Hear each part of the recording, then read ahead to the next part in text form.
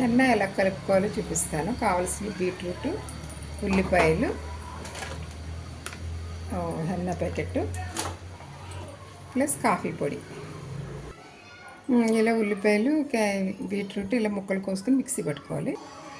ఒక spoon coffee పొడి వేసుకోవాలి.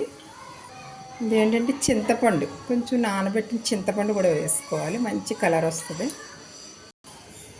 ఇలా ఎనప ముగ్గుడులో నానబెట్టుకోవాలి హెన్నా ఎప్పుడు కూడా.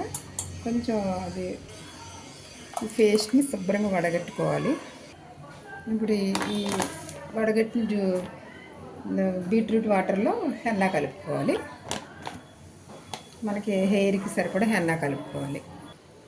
చూడండి, మంచి రెడ్ కలర్ ఇప్పుడే వచ్చేసింది, రెడ్ కలర్ లాగా.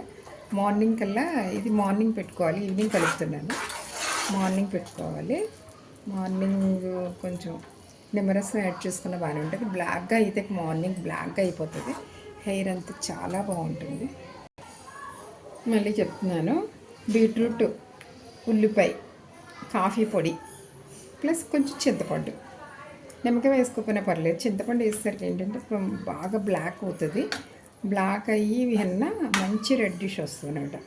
వైట్ హెయిర్ వచ్చి మంచి గ్రే కలర్ వస్తుంది. అలాగే బ్లాక్ వచ్చి ఇంకా బ్లాక్ అవుతుంది. ఇది పాకీజా హెన్న అనమాట, చాలా మంచి కలర్ వస్తుంది. హెయిర్కి మస్తుగా పట్టింది. ముగ్గురికి సరిపోతుంది ఈ హెన్న. మా ఇంట్లో ముగ్గురికి పట్టుకుంటాం మేము.